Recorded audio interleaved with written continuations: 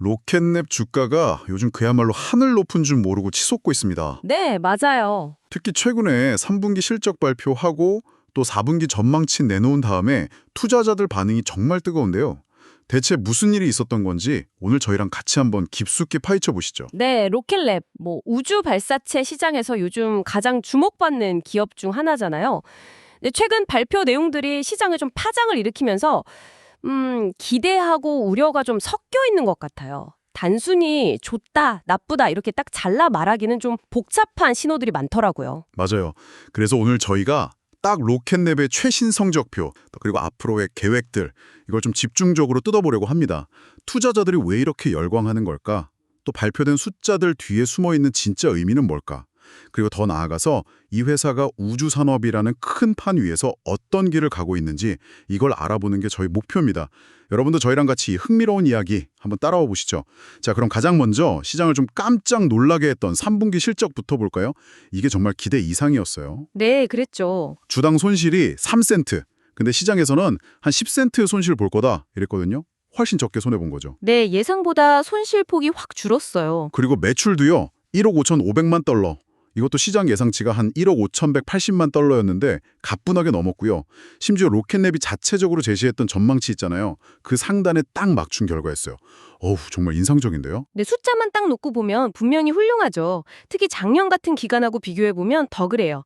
작년 3분기에는 주당 10센트 손실이었고 매출이 1억 4천만 달러 수준이었거든요. 그러니까 1년 만에 매출 규모가 거의 50% 가까이 확 뛴 셈이에요. 이 정도면 회사가 확실히 성장하고 있다 이렇게 볼 수 있는 강력한 신호죠. CEO 피터 벡도 엄청 좀 신났더라고요. 인터뷰 보니까 기록적인 분기 매출 달성했다. 그리고 연간 최다 발사 기록, 이것도 이제 코앞이다. 뭐 이렇게 말했으니까요. 들어보니까 2025년 들어서 벌써 14번이나 쐈대요. 그래서 작년 전체 기록이랑 벌써 타이를 이뤘다고. 아, 정말요? 네. 그럼 뭐 연말까지 가면 신기록은 그냥 따놓은 당상 같아 보입니다. 발사 횟수 자체도 물론 중요하지만 그 이면을 좀 봐야 하는데요. 꾸준히 발사에 성공한다는 건 일단 기술적으로 안정돼 있고 운영 능력도 갖췄다는 걸 보여주는 거잖아요. 이게 고객들한테는 이 회사는 믿고 맡길 수 있겠구나 하는 신뢰를 주는 거죠.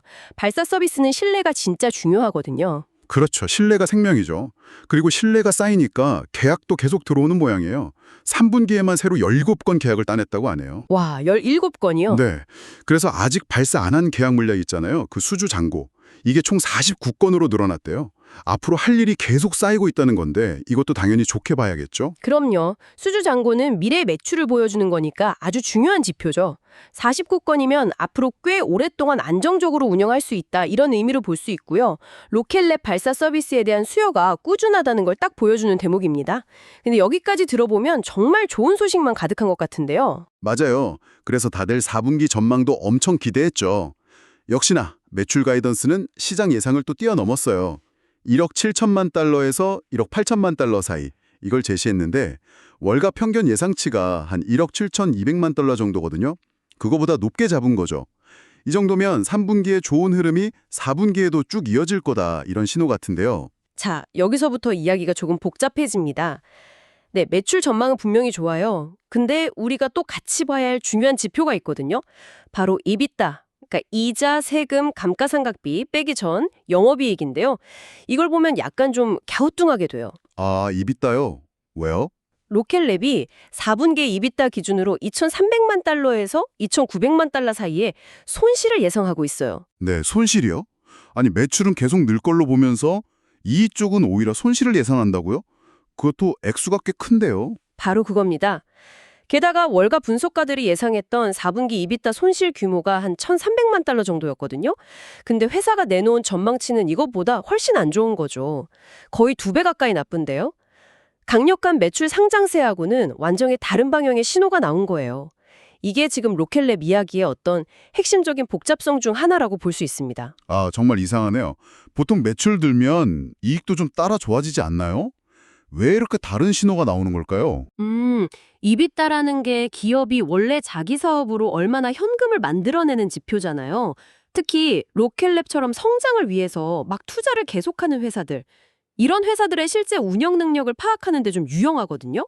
근데 이 이비다가 안 좋아질 거라고 예상한다는 건 그 매출이 늘어나는 것보다 비용이 훨씬 더 크게 늘고 있을 가능성이 있다는 거죠. 예를 들면 새로운 기술 개발에 투자한다거나 생산 시설을 늘린다거나 사람을 더 뽑는다거나 아니면 또 최근에 인수한 회사 관련 비용 같은 것들이 단기적으로 수익성을 누릴 수 있거든요. 아하, 그러니까 겉으로는 막 성장하는 것처럼 보여도 안에서는 돈 쓸 데가 엄청 많아서 그 비용 증가폭이 예상보다 더 클 수 있다. 이런 말씀이시군요. 단순히 매출 숫자만 보고 와, 할 게 아니었네요. 정확합니다. 물론 장기적으로 크려면 투자는 꼭 필요하죠. 근데 투자자들이 궁금한 건 이거잖아요.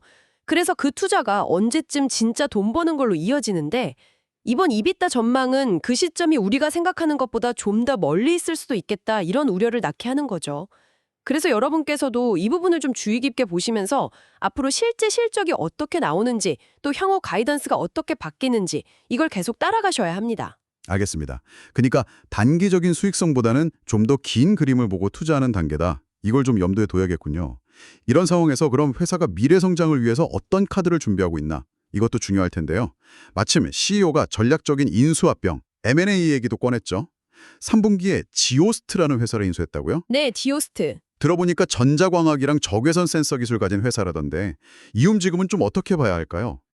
이거 아주 중요한 포인트입니다. 그냥 단순히 부품 회사 하나 샀다 이런 게 아니에요.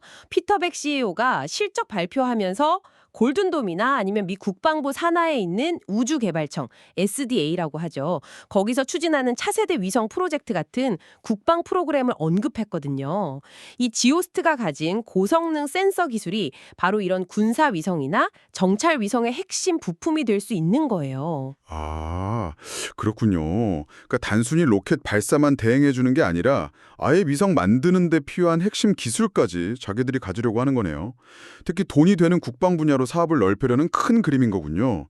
약간 발사체 회사에서 종합 우주 기업으로 변신하려는 느낌인데요. 네, 정확히 보셨어요. 로켓 발사 시장은 점점 경쟁이 심해지고 있잖아요. 그래서 수익성을 높이려면 발사 말고 뭔가 부가가치가 더 높은 다른 사업으로 확장하는 게 꼭 필요하거든요. 특히 정부나 국방 관련 계약은 규모도 크고 또 안정적으로 수임을 낼 수 있으니까 많은 우주기업들이 지금 눈독 들이고 있는 분야죠.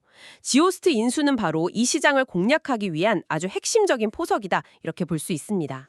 와, 듣고 보니 로켓랩의 전략 방향이 훨씬 더 명확해지는 느낌입니다.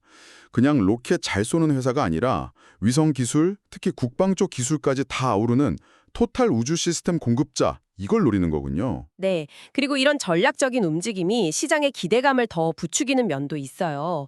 요즘 투자자들 사이에서는 앞으로 나사나 미 정부가 우주 관련 임무를 점점 더 민간 기업에 많이 맡길 거다. 이런 기대가 크거든요. 이런 큰 흐름 속에서 로켓랩이 뭔가 유리한 위치를 차지할 수 있지 않을까? 이런 믿음이 주가 상승의 또 다른 이유가 되고 있는 거죠. 그런 기대감 때문인지 아까 말씀드린 것처럼 로켓랩 주가가 올해 들어서만 100% 넘게 폭등했습니다. 정말 엄청난 상승세예요. 투자자들이 로켓랩의 미래에 얼마나 큰 기대를 걸고 있는지 그냥 딱 보여주는 것 같아요. 네, 주가 상승률만 보면 정말 입이 떡 벌어지죠. 하지만 여기서 우리가 잠시 좀 냉정해질 필요가 있습니다. 시장의 뜨거운 기대감하고 기업의 실제 가치를 평가하는 건 좀 다른 문제거든요. 특히 밸류에이션. 그러니까 현재 주가가 이 회사의 진짜 가치에 비해서 얼마나 높은 수준인가. 이걸 좀 따져봐야 합니다. 100% 이상 올랐으면 어이구, 밸류에이션 부담이 좀 상당하겠는데요? 네, 바로 그 점을 좀 짚어봐야 합니다. 우리가 아까 얘기했던 그 이비타를 다시 한번 가져와 보죠. 미래에 예상되는 이비타 대비해서 현재 기업 가치가 몇 배냐, 이걸 보여주는 이비타 배수라는 지표가 있어요. 그런데 아주 흥미로운, 어쩌면 좀 걱정스러운 점이 발견됩니다. 월가 분석가들이 예측하는 로켓랩의 2027년, 그러니까 3년 뒤 예상 이비타 추정치를 보면요.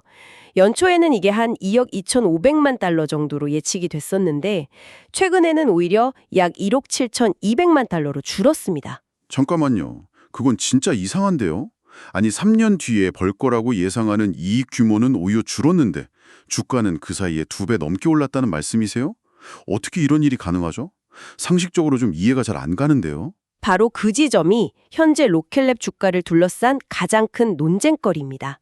미래 이익 전망치는 낮아졌는데 주가는 폭등했다. 이게 뭘 의미할까요? 기업 가치 평가 배수, 우리가 흔히 멀티플이라고 부르는 거 있죠. 그게 그만큼 엄청나게 높아졌다는 뜻이에요. 구체적으로 계산을 해보면 지금 로켓랩 주식은 3년 뒤인 2027년 예상 이비타의 무려 170배 수준에서 거래되고 있습니다. 170배요. 네. 연초만 해도 이 배수가 약 5, 6배 수준이었어요. 5, 6배에서 170배로 거의 3배 가까이 뛰었다고요? 와, 미래에 벌 거라고 예상되는 이익 1달러당 내는 돈이 3배가 됐다는 거잖아요? 그렇습니다. 심지어 그 미래 예상 이익조차 줄어들었는데도 말이죠. 이걸 좀 비유를 들어볼까요? 아직 프로 무대에서 제대로 뛰어보지도 않은 아주 유망한 야구 선수가 있다고 쳐보죠. 스카우터들이 처음에는 와, 이 선수 나중에 연봉 10억은 받겠다 이렇게 평가를 했어요. 근데 몇 달 뒤에 다시 보니까 글쎄 한 연봉 5억 정도가 적당하겠는데? 하고 평가를 낮췄어요. 그런데 구단은 오히려 이 선수한테 역대 최고액인 30억 원을 주고 계약하는 거예요. 약간 이런 상황하고 비슷하다고 볼 수 있습니다. 잠재력에 대한 기대감이 너무 커져서 현재의 객관적인 평가나 예측을 훨씬 뛰어넘는 가격이 형성된 거죠. 와, 그 비유를 들으니까 확 와닿네요. 현재 주가 상승이 회사의 실질적인 가치 개선보다는 미래에 대한 시장의 기대감, 어쩌면 좀 과열된 기대감이 너무 극단적으로 반영된 결과일 수도 있다. 이런 강력한 경고 신호 들립니다. 물론 우주 산업처럼 아주 혁신적인 성장 산업에서는 미래의 큰 잠재력을 현재 가치로 미리 당겨와서 평가하는 경향이 강하긴 합니다. 그래서 일반 제조업체 같은 데보다는 훨씬 높은 밸류에이션이 용납되기도 하죠. 하지만 현재 로켓랩의 170배라는 이비다 배수는 그런 점을 감안하더라도 상당히 높은 수준이고요. 앞으로 회사가 시장에 이런 엄청난 기대를 충족시킬 만한 성과를 정말로 보여줄 수 있을 거냐, 여기에 대한 질문을 던지게 하는 거죠. 단순히 주가가 오른다고 그냥 무조건 따라가기보다는 그 상승 뒤에 있는 펀더멘탈, 그리고 밸류에이션 수준을 냉정하게 따져보는 게 정말 중요하겠군요. 오늘 로켓랩에 대해서 정말 깊이 있는 이야기를 나눈 것 같습니다. 네, 한번 정리를 해보면 로켓랩은 3분기에 아주 인상적인 매출 성장 보여줬고요. 또 꾸준히 발사 성공하고 있고, 그리고 국방 분야로 확장하려는 그런 전략적인 M&A까지 긍정적인 면모를 분명히 보여줬습니다. 미래 성장 동력에 대한 기대감을 높이기에는 충분했죠. 하지만 동시에 단기적으로는 수익성이 좀 안 좋아질 수 있다. 이걸 보여주는 4분기 이비타 전망이 있었고요. 또 미래 이익 전망치는 오히려 내려갔는데 주가는 천정부지로 치솟아서 생긴 이 높은 밸류에이션 부담, 이런 만만치 않은 과제도 안고 있습니다. 정말 빛과 그림자가 아주 뚜렷하게 같이 있는 상황이네요. 이게 바로 지금 우주산업의 현주소를 보여주는 단면이 아닐까 싶습니다. 엄청난 기술 발전과 무한한 잠재력에 대한 기대가 있지만 동시에 막대한 초기 투자 비용, 그리고 수익을 언제 낼 수 있을지에 대한 불확실성, 이런 현실적인 어려움이 같이 있는 거죠.